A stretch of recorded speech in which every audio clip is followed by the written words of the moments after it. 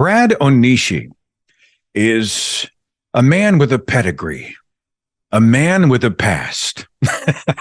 Just want to set it up like a movie, Brad. He has a background in evangelical Christianity. Brad, would I call you a zealot? Were you a man of great zeal? Oh, for sure. Oh, no, that's the perfect word. I was reading your biography or something on your website, and it was using the word deconstructing your faith or deconstructing Christianity. And I'm reminded of some apologist on Twitter that was talking about how, well, it's become sexy, right? It's fashionable. It's trendy to deconstruct. And I remember thinking about my own journey going, I don't remember anything glamorous or trendy or sexy about it. Or, I mean, was it like that for you? It's pretty lonely. It's pretty heart-wrenching. A lot of friendships lost, a lot of relationships changed, a lot of career path totally going the opposite direction and trying to reimagine who you are. That's not easy stuff. So sexy and trendy is not how I think about it, not how I experienced it. I'm not trying to put you in a box. How far did that deconstruction take you? I mean, where are you? Yeah, so I identify as a secular person. I think the best word for me is agnostic. I don't use, I have so many friends in various spaces, atheists, free thinkers. I'm actually the chair of the secularism and secularity group at the American Academy of Religion. So I'm in a lot of discussions with folks who are both studying and living out their kind of their secular worldviews. But that's where it took me that far. Now I am still a scholar of religion. So I'm a religion professor. So as personally where I may have landed in a non-religious space, my professional life is dominated by continuing to think about religion all the time. I don't worry too much about the labels. I've seen people get really pedantic about it. Well, are you an atheist? Are you an agnostic atheist or a Gnostic atheist? Or are you an anti-theist? And, I'm like, oh, you have got to be shitting me. Like you cannot... You cannot want to spend your time and energy arguing over this. You and I probably walked a few of the same steps because I was raised to believe we are one nation under God. And I'm embarrassed. I had those arguments. God's on the money. I mean, to me, that was an argument, right? He's in the Pledge of Allegiance. We are a Christian nation, and I was totally oblivious to the real history of the country, the nation. I didn't know the Constitution. That your road? Were you there? Oh, for sure. I went to a church where the Christian flag and the American flag were always next to each other, touching, usually, poetically. Thought that people who didn't go to church on Sunday were not only bad, not on the wrong path religiously, but were hurting our country. You know what I mean? So all of the things you're talking about in terms of wedding the religious and patriotic, the nationalist and the spiritual, that was definitely there. And, I was ready to fight a culture war to make sure not only that more people knew about Jesus Christ, but that they also knew that this was a Christian country and we needed to live up to that. You today have one of the best podcast titles, names, or brands I've ever heard. Because when you hear it, you're like, I got to go find out what's going on here. What's the name of the podcast? And introduce your co-host. So our show is Straight White American Jesus. And I do the show with Dan Miller. Dan and I were both evangelical ministers in our early 20s and both left that, became scholars of religion. So we kind of have this dual lens, we lived it, but now we study it and we see it historically and sociologically. And the name of the show is really polarizing because a lot of folks, when I first tell them the name, they kind of look at me like, I'm not sure we're going to be friends, or I'm not sure I can be your real estate agent or your anything. However, it's catchy and people always tell me like as soon as you just said, as soon as I heard it, I wanted to know more. But I often get, I need to say this, emails and contact from the Daily Wire and Fox News who want to advertise on the show because they think that I really do promote a straight white and American Jesus. So Wait a minute. So you've validated the brand, yes, so to speak. Yeah. yes. Isn't it interesting how we've done a show on this, I think a few years back, about how a lot of Christian cultures, their Jesus looks like them. There's a white Jesus, black Jesus, there's a Native American, an Asian Jesus. That's very telling, don't you think? There's this philosopher, Ludwig Feuerbach, and I don't know if he was a great atheist philosopher, and a lot of non-religious folks, really love him. But he had this idea of projection, and he thought that religion is nothing more than self-projection. That you can learn everything you need to know anthropologically about a community just by looking at their gods or their God. How are they dressed? What gender? How are they imagined? And so when you say that most Christians have a Jesus that looks like them, I think that speaks into that self-projection. It also, though, reminds me that in America, a lot of churches have a white Jesus and they have black congregants or Asian congregants. And that to me is also telling. When you've got a black church or an Asian church and Jesus looks like his name is Hans and he grew up in Sweden, that's weird. It tells you something. Yeah. Well, it's I'm thinking of some people in my own circle, acquaintances, and they're disgusted by non-heterosexuals. All the pejoratives, the homos and the lesbos they betrayed God's perfect model for love and marriage, etc. Interesting, their God also has a hang up about gay people. And, it is suspiciously a projection whenever we look into those various cultures. You've got a book that's coming out that gets into the phenomenon that we've been extremely concerned about, Christian nationalism / white Christian nationalism. What's the title of the book? Title is Preparing for War, The Extremist History of White Christian Nationalism and What Comes Next. Got part of my story in there as a former evangelical and former Christian nationalist, but you got a lot of history starting in the 1960s coming up all the way till now, and a little bit of a glimpse into what the future might hold. So you and I may have been, let's say, in different universes, probably in the same Sunday school class, singing "Onward, Christian Soldiers," right? Marching off to war. Now, at the time in my brain, I wasn't thinking physical violence, but now I read the headlines and think maybe I was being primed, for a jihad.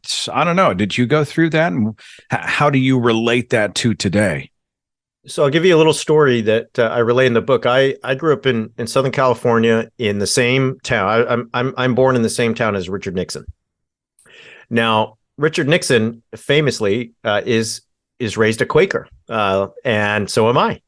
But that Quakerism is filtered through an evangelical kind of lens. And so, if some of you out there are thinking about Quakers, they love peace, they're pacifists, they're egalitarian, they're silent. You go to a Quaker meeting and there's no program, there's no hierarchy.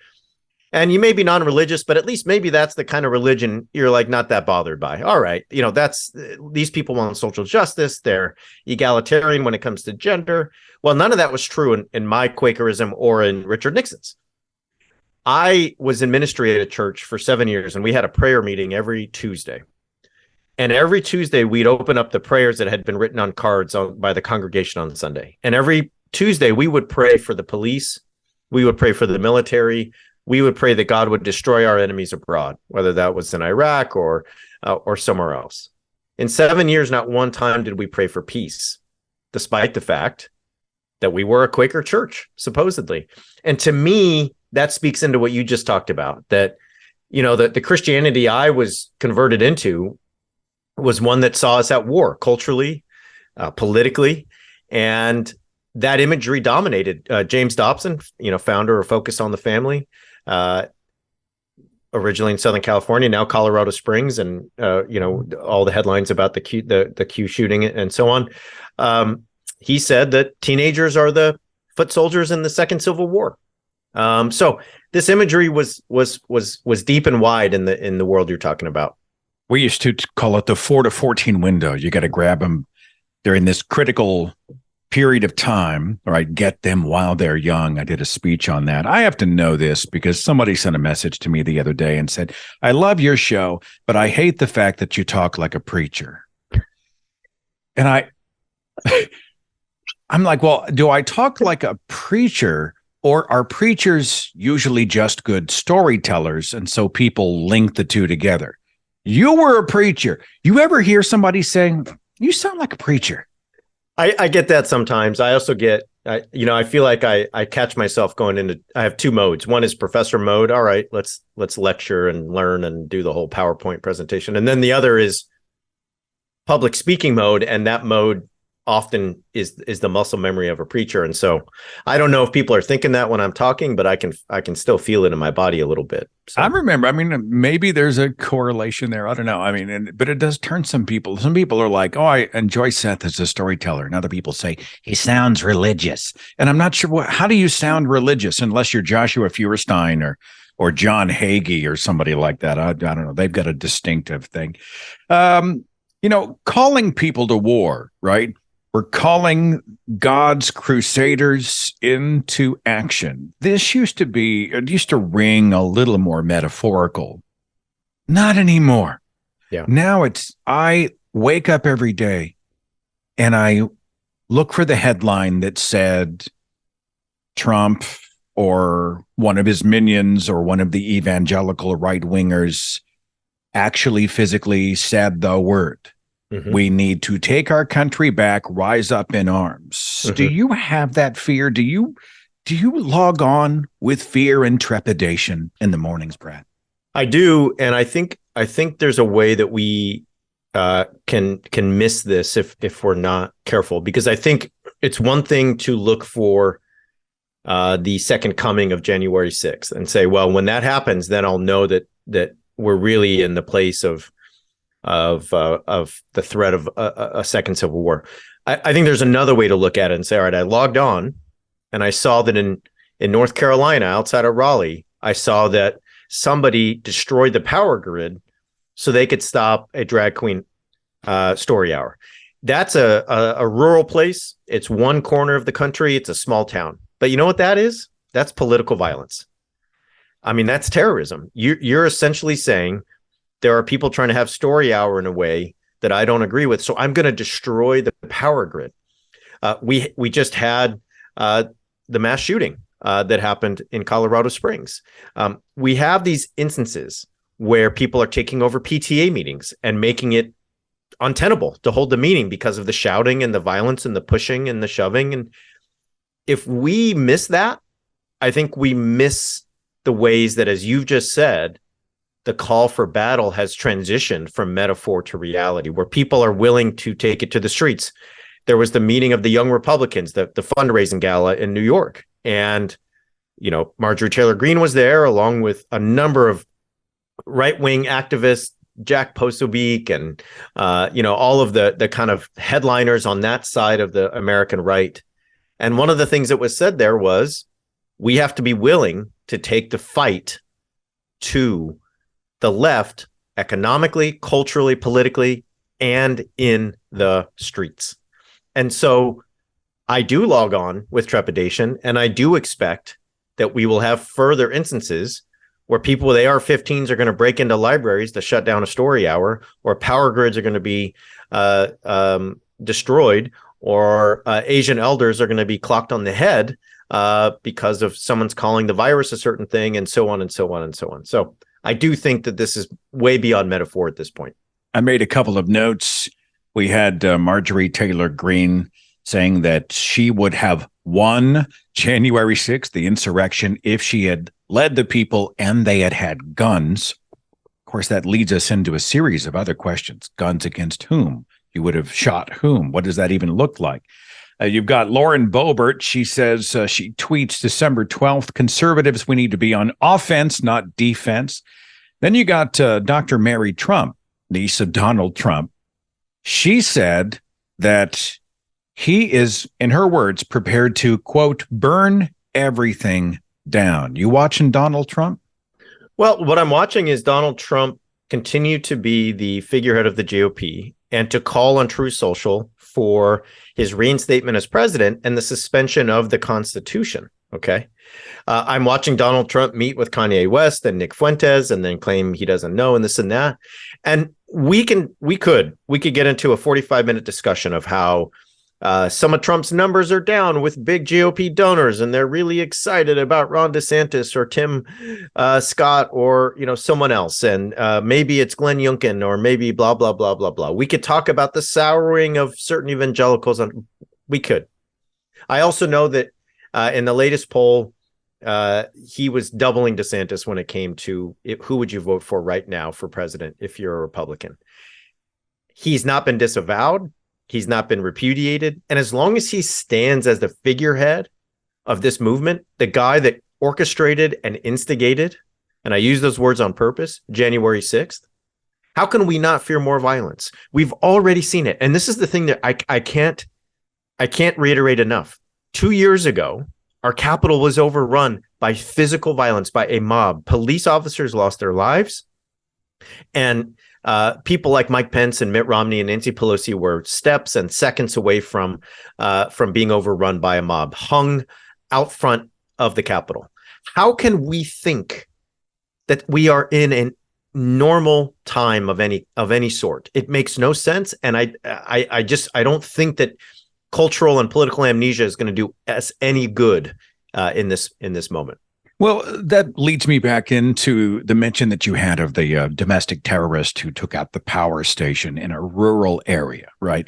So he didn't run into some major DC plaza, et cetera, but this was a specific, how do I say this? It's a heavily populated, non-mainstream area. Do you feel like it's kind of the frog in the boiling water thing? You feel like this is like a 1 degree up, right? If we went 0 to boiling, everybody'd say, hey, what the hell's going on? But now if we ramp it up here and there, it's now sort of skirmishes that slowly increase and slowly head toward more population centers. You see that? I do. And I think that's what I meant is that if we think of civil war as North versus South, and unless it's North versus South, these states versus those, here's the Mason-Dixon, and let's go at it. If we think of it that way, we're going to miss what you just said. We're going to miss that 40,000 people were out power because somebody decided destroying the power grid was what they needed to do in an extreme act of violence. Then allow the story hour to continue. If we miss that, we miss all the little fires everywhere that could and may and possibly will become the big fire that we often think of when we think of civil war. I have to do my due diligence. I hate that I have to do this. First of all, don't put a frog in boiling water. 2, that's a myth. The frog jumps out. All right. I have to do that. Right. I hate to live in the world. This is an enlightened audience, but I'm saying if somebody was to stumble upon that, talking here with author, broadcaster, and Professor Brad Onishi. Do you like Brad or Bradley? Does it matter? Brad's fine. So I want to talk about dog whistles. Let's start with definitions. It's one of those things we hear the phrase, we hear the term. Define dog whistle from your perspective. So, a dog can hear a frequency that a human can't. And so if you use a dog whistle, you're sounding a sound that only a dog will hear and others won't. So if you use a dog whistle politically, you're using a word or a phrase that certain people will hear and know and understand, and others may miss because they're not attuned to listening to it, and they may not understand the symbolism. Do you feel like there's plausible deniability in play? Because I always use the example of like the mafia don. Somebody, Luca Brasi betrays him or something. I'm trying to remember the plot off the top of my head, but some guy named Luca betrays a don. And the don says, it'd be a shame if something happened to him. Mm-hmm. Well, if you look at the letter of the language, you're like, oh, he's deeply concerned. But the dog whistle is somebody ought to take this dude out, right? Mm-hmm. And Trump is a master at it. I see it all over Christian nationalism when they talk about religious liberty, right? Religious freedom. You want to speak to this sort of loaded language that they're using and their attempt to take over the culture? So I think a couple things are at play. I think plausible deniability is one. So you can say things and then back off and say, of course not that. That's not what I meant. I was being metaphorical. I was using an analogy, whatever you want to say. So that's definitely at play.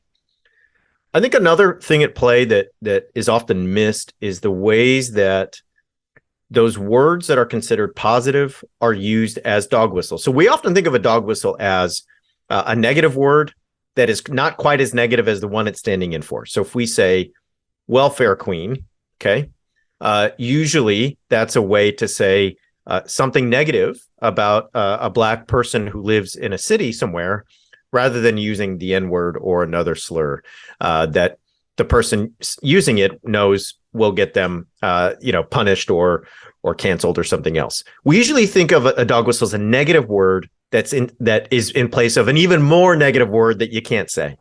But there are positive dog whistles.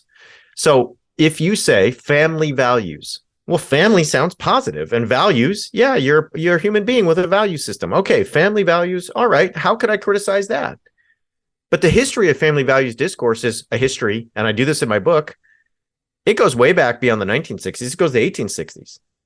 1860s family values is used to justify slavery on the part of Christians everywhere. Slaves are part of our family. They're our children. If you get rid of slavery, you're going to destroy the family God wants. All the way to the 1960s. You're going to tell me where I have to send my kid to school? I'm a parent. I know better than you. I don't want to send them to that school. And it just happens to be the school where Black children are now allowed into the public school system. Family values, you're going to say that I don't know what's best for my family, meaning that gay folks and queer people shouldn't be near me when it comes to my church or my school or my library. So those are positive dog whistles, and they're harder to get around because if you're a journalist, if you're a researcher, if you're someone who's just in conversation with that person, how do you swiftly tell them that family values is a bad thing? Now you look like the bad guy. That's the genius of these positive dog whistles. I'll give you one example. Baseball game after the George Floyd murder, and there's a lot of protest.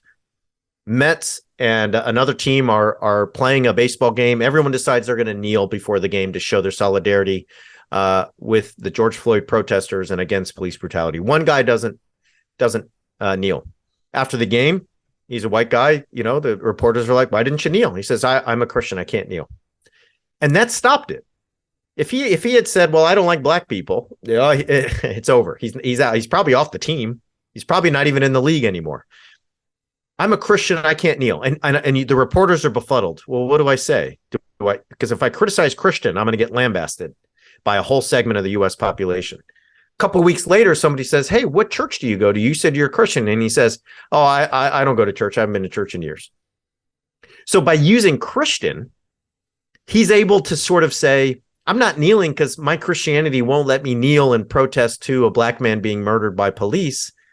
But he stopped everybody dead in their track. And that positive dog whistle, God, that's effective, right? God, it's like watching all of the nonprofits operating in the United States. The churches don't have to be nearly as transparent as everybody else with all their parsonage exemptions and all this, stuff that's going on that isn't revealed, where others have to reveal it. And the excuse is, well, if you dig into my books, then you're an enemy of religious liberty. It's fascinating and extremely clever and shady. It's maddening. You bring something up, you go way back you're in the, the 19th century. There is this belief that the framework or the foundation, the groundwork for the Christian nationalist uprising of now was mostly a product of the 80s. We had Reagan, we had Jerry Falwell, Billy Graham's in the White House. You got the satanic panic going on. You've got the Family Research Council being founded. Fox News has started in the early 90s. Rush Limbaugh, right? That's late 80s. So everybody's like, aha, it all started here just a few decades ago. But you, and I know that your book is going to deal with this, you say, no, this is a long game. It's a really long game. And let me just go back. Let me just start in the 1960s. I think that if you're saying, hey, look, 19th century is a long time away, I'm not sure I can read all that. I'll say, look, hang with me in the 1960s. The 1960s are a time when we all know a lot of rights and representation are extended to people that didn't have them before. Civil rights movement, Voting Rights Act, immigration reform, the Feminine Mystique, 1963, Stonewall, 1969, the Loving Case, 1967, no-fault divorce, women entering the workforce en masse, on and on and on. White Christian patriarchal landowning folks are like, you're taking our country away. So 1964, who is the GOP nominee for president? It's Barry Goldwater. Barry Goldwater used the language of God and homeland. He used the language of freedom and liberty and getting the government off your back and putting God into your life. He talked about nuclear weapons. He had real no interest in policy. He just wanted to win the culture war. He was hyper masculine. He told folks in the South, of course, I think black people should be able to live where they want, but I'm not going to make that law. Y'all should decide for yourselves. Wink, wink. Wink, wink. I'm not going to like make the integration of our public square something that the law says. No, y'all can figure that out yourselves. He gets destroyed by Lyndon B. Johnson, right? Goldwater wins 5 states. Okay. It's over. Ha, laughing stock.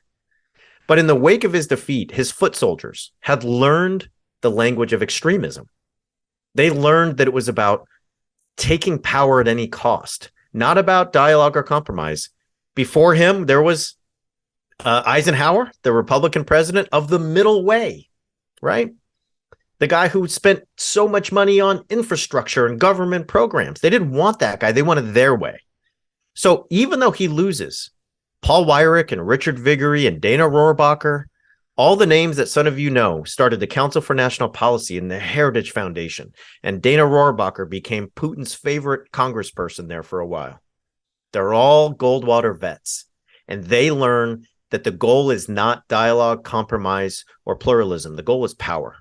And we're going to get it any way we can. That is what gives us the 80s that you just talked about and the 90s that you just talked about. It's the 60s and 70s of extremism. Goldwater, 1964, San Francisco. What's he saying in his acceptance speech? Many of you know it. Extremism is no vice. Moderation is no virtue. This is a party of extremism. And he's looking right at the country club Republicans, the Rockefellers, the Buckleys, all of the brass from the East Coast. And he's like, you know what this party's about? It's about God and freedom and extremism. And if you don't get on board, you don't belong here. I remember back I don't remember. I mean, I read my history about the riots outside of the DNC convention and, during the civil rights movement. And I guess you would call it a dog whistle there, where they talked about we need law and order. And we heard that from Trump. You know what? We need law and order. Well, there's messaging loaded within that term, and much of it has to do with race and gender and social justice, etc. You want to speak to law and order?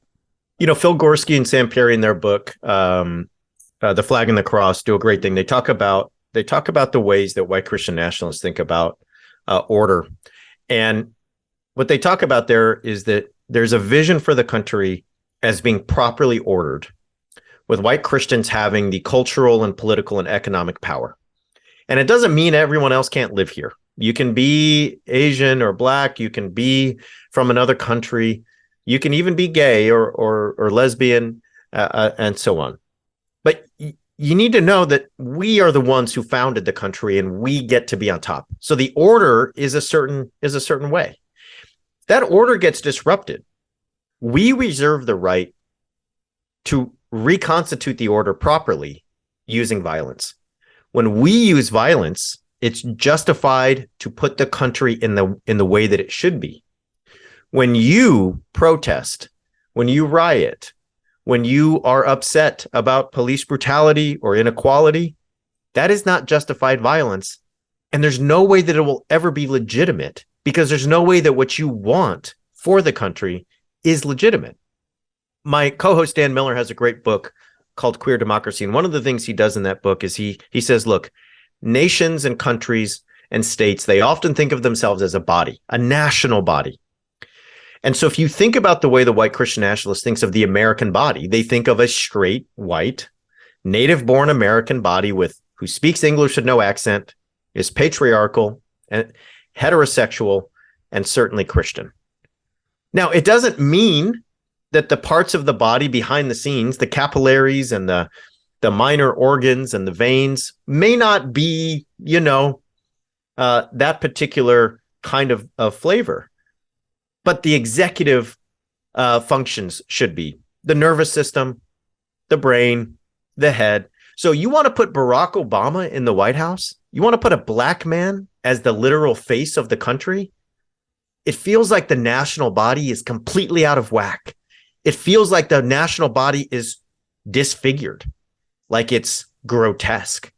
And if we don't fix it right now, we won't get it back. It's like you wake up one day and overnight something has gone very wrong with your body, whether that's a virus, whether that's bacterial infection, whether that's a limb, whatever it may be, right?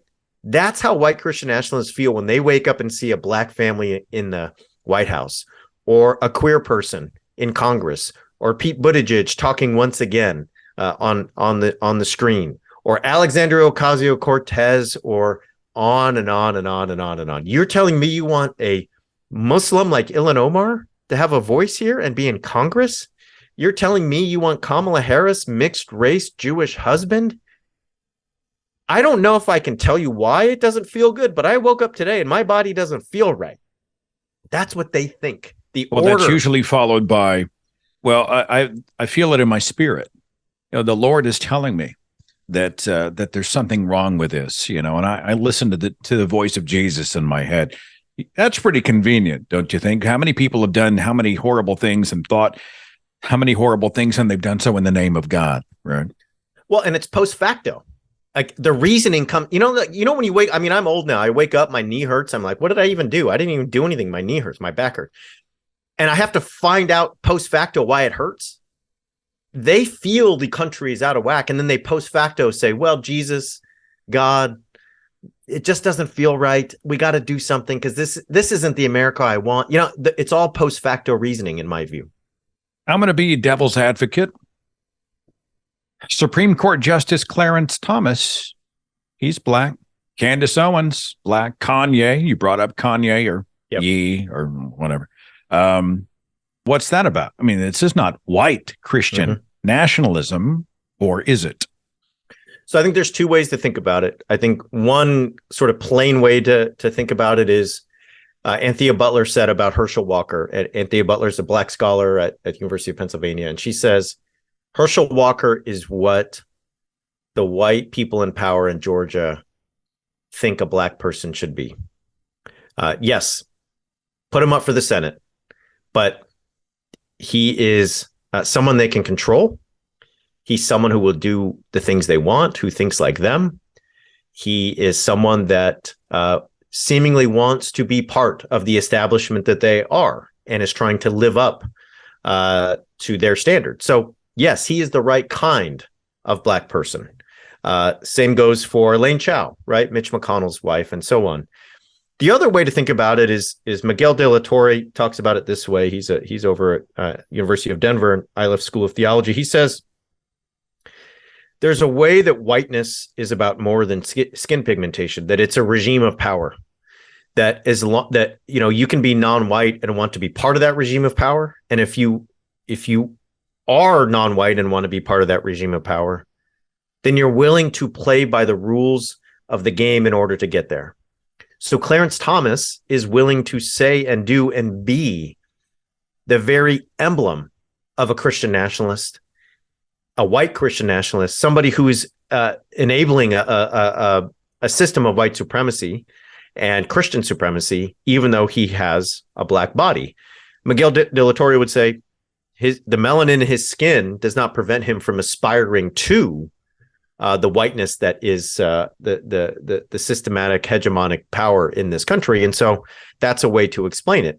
If we want to get away from some of that, it's just very easy. As long as you're one of the good ones, We'll let you in, but as soon as you get out of line, we'll get you out. And I see that as an Asian American.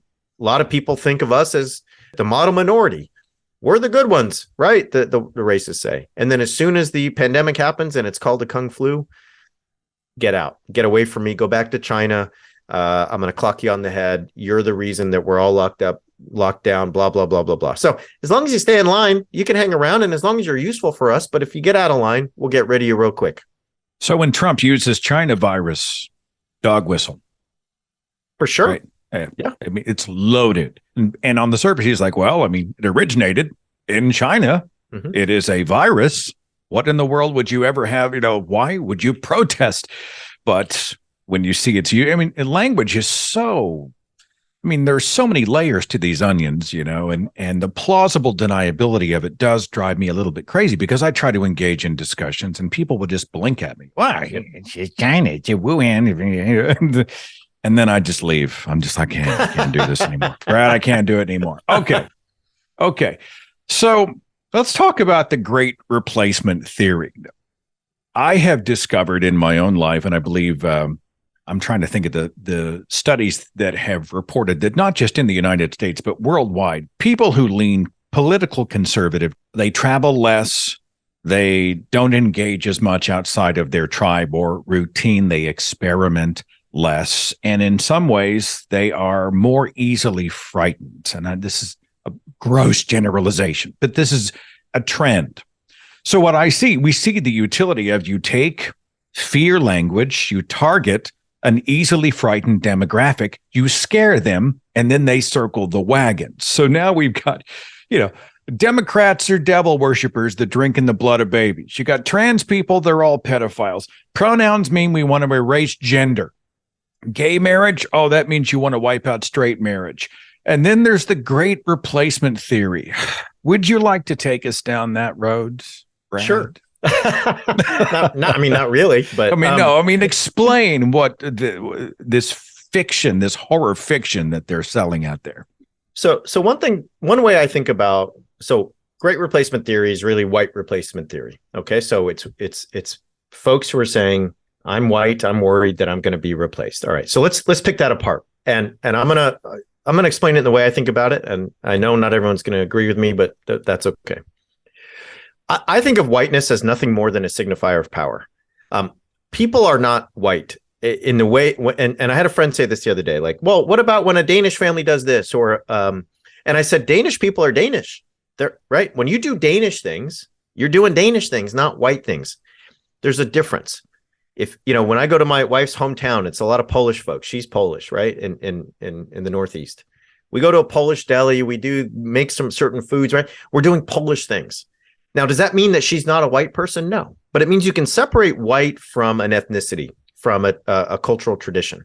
White is nothing but power. So Italians in the 19th century, not considered white. They were Catholic. They were from a part of Europe, not considered civilized, not white.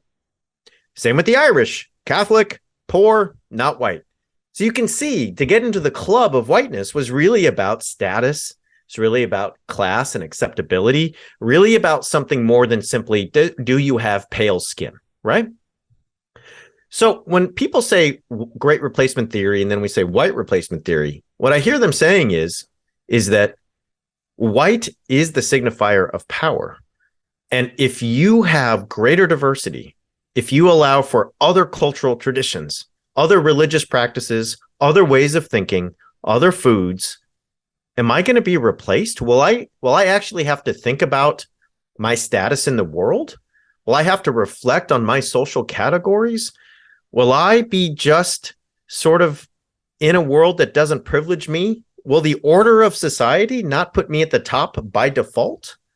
Oh no, I'm now worried about being replaced, and it's turned into a zero-sum game. I have a little baby, and a lot of people tell you weird stuff when you're about to have a baby, right? But one of the things people told me, I think is actually quite true, is it's not that the baby replaces something in your life or takes away from your ability to go do fun things because you got to take care of the little one. It's your heart expands and you're able to love more. It's not about taking love from something or something else in your life. The white replacement theory person never thinks about it that way. They never think, that the more folks we have, the more rich we are. I don't know about you, but when I travel, when I meet new people, when I get to go to new places, I just think I'm rich. Who knew I'd get to live this way and experience these things and talk to these folks, eat this food? The white replacement theory says it's either me or you. It's a zero-sum game. And that's why you turn your opponent into a demon or a monster, because it's us or the monster. Who's going to win? It's an apocalypse. There is no choice other than the existential threat to me or the vanquishing of you. And that's a really sad way to live. And it's also a really, really destructive way to build a society. They see the world like pie.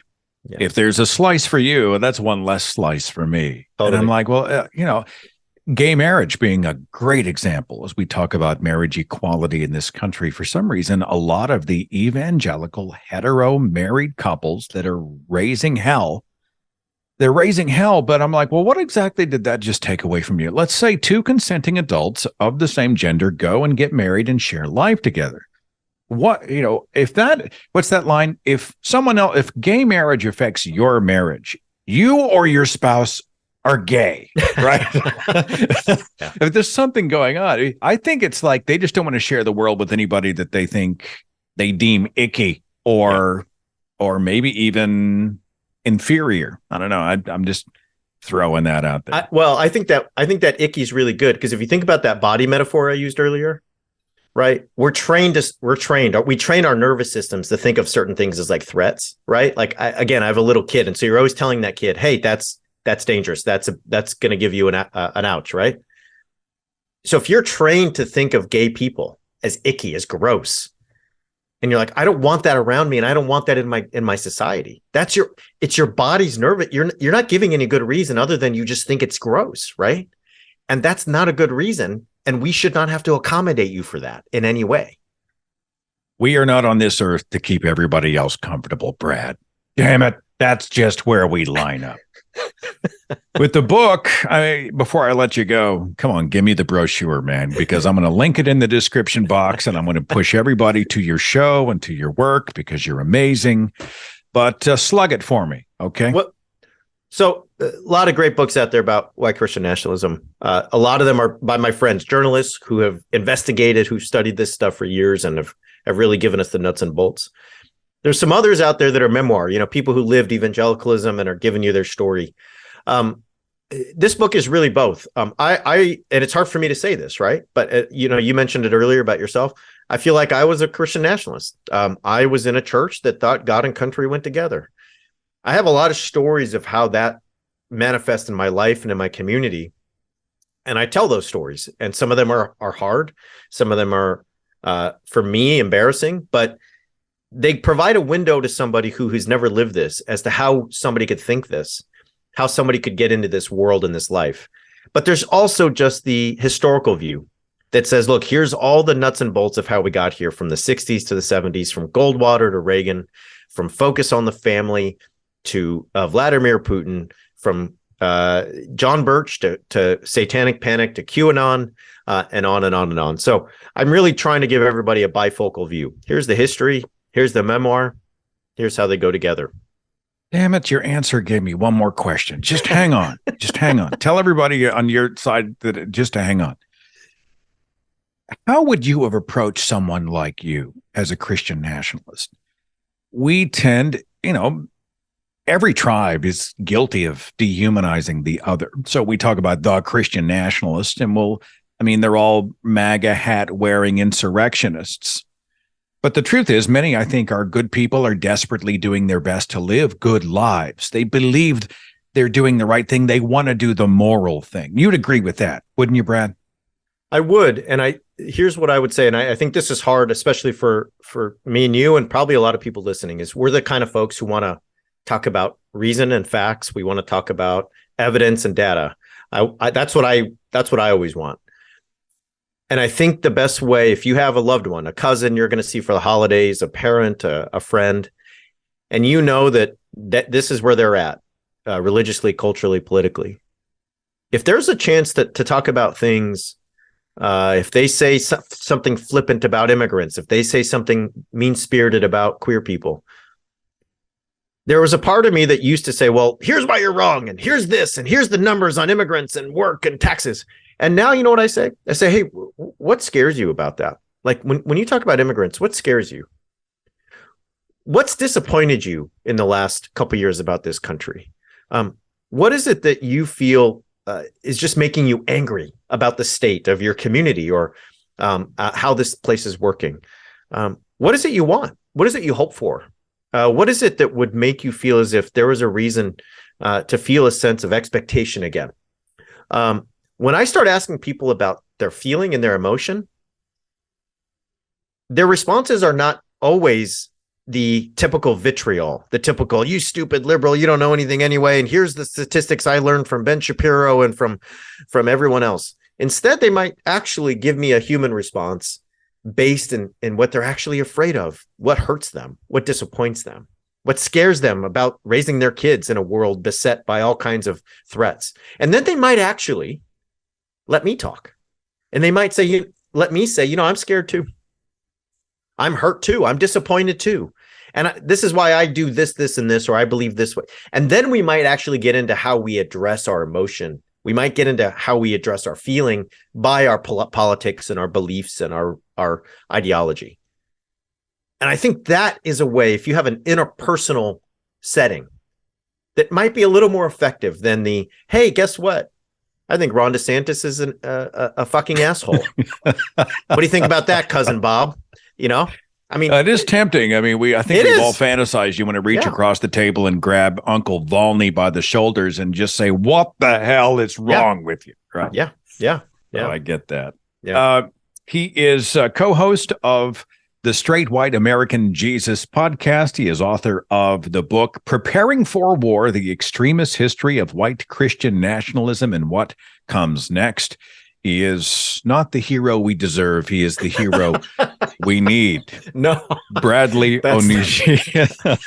That's not true. Dude, it's been so much fun hanging out with you. All the links in the description box, and all success in your endeavors. You're doing important work. Thanks, man. I appreciate it. Thanks for having me, and thanks for the invite. Really glad to be here.